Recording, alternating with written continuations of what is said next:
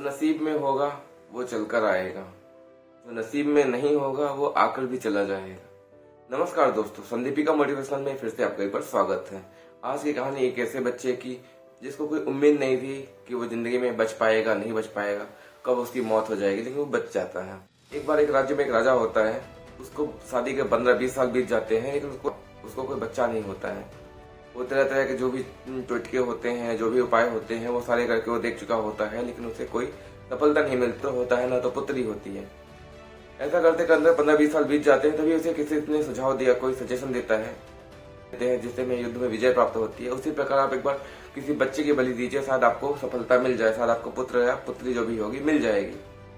राजा को यह सुझाव बहुत पसंद आता है। राजा ने राज्य में घोषणा करवा देता है कि जो भी अपने पुत्र या पुत्री को बलि देने के लिए हमारे पास लाएगा, हम उसे मुंह मांगा ढेर सारा इनाम देंगे। और सभी लोगों के पास ये सूचना पहुंची कि राजा को एक बलि देने के लिए एक बच्चा चाहिए।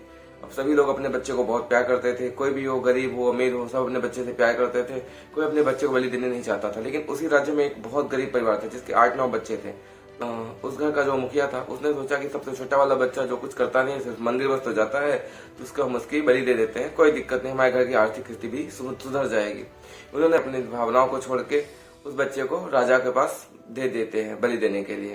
राजा भी खुश होकर उस परिवार को बहुत सारा पैसा दे देता है और उसको विदा कर देता है। इस दिन उस बच्चे की बलि देनी होती है। उस बच्चे को ले आया जाता है। उस बच्चे को नहला धुला के सब कुछ खाना पीना खिला के अच्छे से ले आया जाता है। राजा उससे पूछता है कि तुम्हारी आखिरी इच्छा कोई अंतिम इच्छा है?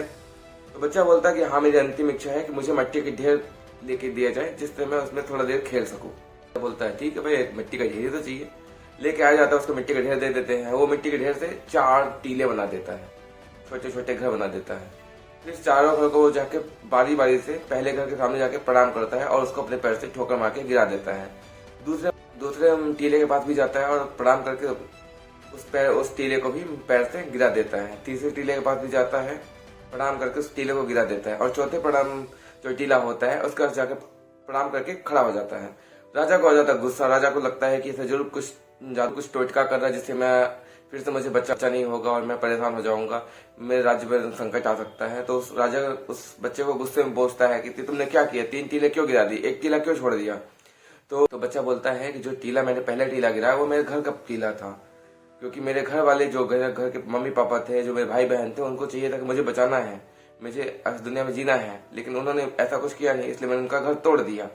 जब दूसरा घर था वो मेरे सगे संबंधी जो आस पड़ोस में जो लोग रहते थे, जो रिश्तेदार रहते थे, उनका टीला था, उनको भी मैंने तोड़ दिया, क्योंकि उन्होंने मेरे परिवार को समझाया नहीं। उनको मेरे परिवार को समझाना चाहिए कि इस बच्चे को मत भेजो, मेरी रक्षा करनी चाहिए, लेकिन उन्होंने ऐसा कुछ किया नहीं, इसलिए मैंने उनका भी घर तोड़ दिया।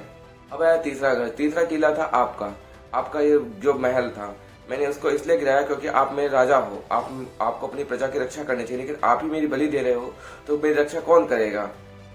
इसलिए मैंने उस घर गिरा दिया। और जो चौथा घर मैंने नहीं गिराया है वो मेरा है भगवान का, जिनकी मैं रोज पूजा करता हूँ। अब मैं उनसे यही प्रार्थना कर रहा हूँ कि हे भगवान, मुझे कैसे भी करके बचा लीजिए, मैं उस दुनिया में जीना चाहता हूँ। राजा को यह बात समझ में आ जाती है कि इस बच्चे को मारने से कोई लाभ नहीं है और इस बच्चे को जीवित रहना चाहिए। उन्होंने तुरंत उसकी बलि देने का फैसला बदल दिया और उस बच्चे को अपने गोद ले लिया।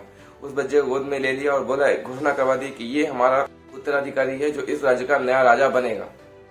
तो इस कहानी से हमें ये सीखने को मिलता है कि हमें अपने ऊपर भरोसा रखना चाहिए, अपने भगवान के ऊपर भरोसा रखना चाहिए कि समय कब बदल जाएगा कोई नहीं जानता है। आप किस हालात में हैं, क्या सोच रहे हैं, क्या नहीं सोच रहे हैं, ये आप सब पे छोड़ दीजिए। आप अपनी मेहनत करिए, आगे बढ़ते रहिए। ये मत सोचिए कि क्या होगा, फल क्या मिलेगा, क्या नहीं मिलेगा, क्योंकि ऊपर वाला सब देखता है। आपके जो कर्म होंगे वही आपके आगे चल के आपकी सहायता कर सकते हैं, आपकी मदद वही करेंगे, क्योंकि आपके जो पाप पुण्य का जो लेखा जोखा है वो ऊपर तो चल ही रहा है। तो इसीलिए आपको अपने ऊपर भरोसा रखना है, भगवान के ऊपर भरोसा रखना है कि आपके साथ गलत नहीं होने देगा। जैसे उस बच्चे को, उसको अपने भगवान पर भरोसा था कि भगवान उसकी रक्षा करेंगे, उसकी रक्षा भी की, उसे राजपाट भी दे दिए, उसे बहुत बड़ा आदमी बना दिए। वही इंसान बोलता है कि आप हमेशा अपने ऊपर हिम्मत बनाए रखिए, भरोसा बनाए रखिए। ये मैंने वीडियो के शुरुआत में ही बोला है, जो नसीब में होगा वो चल कर आएगा, जो नसीब में नहीं होगा वो आकर भी चला जाएगा।